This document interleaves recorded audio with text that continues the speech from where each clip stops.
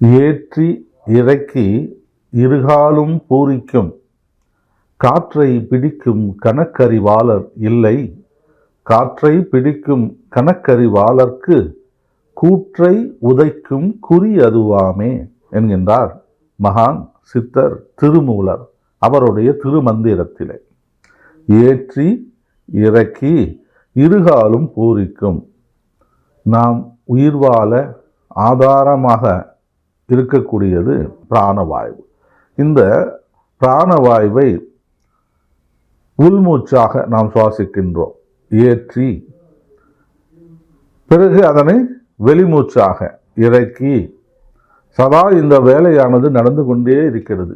ஏற்றி இறக்கி இருகாலும் பூரிக்கும். இரவு பகல் பாராமல் 2 பகுதியிலும் மாறி மாறி நடக்கக்கூடிய இந்த சுவாசம் ஏற்றி இறக்கி இருகாலும் பூரிக்கும் இந்த காற்றை பிடிக்கும் கணக்கறிவாளர் இல்லை. காற்றை பிடிக்கிறதுனா எப்படி? அதை நம்ம கையில் பிடிக்க முடியாது இல்லையா? உள்ளே சென்ற உள் சுவாசம் வெளியேறி விடுகிறது, அது வெளி சுவாசமாக. ஆனால் ஞானியர்களுக்கு அப்படி இல்லை. உள்ளே சென்ற சுவாசமானது சிரசிலே ஒடுங்குகின்றது, அது வெளியேறுவதே கிடையாது.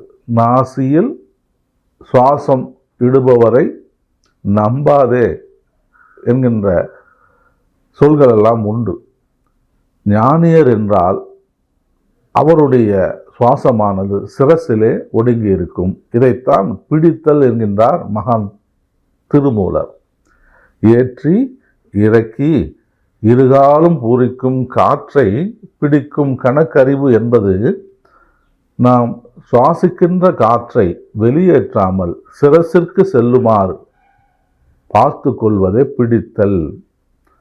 அவ்வாறு ஏற்றி இறக்கி இருகாலும் பூரிக்கும் அந்த பணி நடைபெறாமல் நம்முடைய சுவாசம் சிரசிலே சென்று சேரும் என்றால் நாமும் சிரஞ்சீவியாக வாழலாம். யமனுக்கு நம்மிடத்திலே வேலை இல்லை என்பதைத்தான் இந்த பாடலிலே திருமூலர் உணர்த்துகின்றார். ஏற்றி இறக்கி இருகாலும் பூரிக்கும் காற்றை பிடிக்கும் கணக்கறிவாளர் இல்லை. அந்த காற்றை பிடிக்கும் கணக்கறிவாளர்க்கு கூற்றை உதைக்கும் குறி அதுவாமே.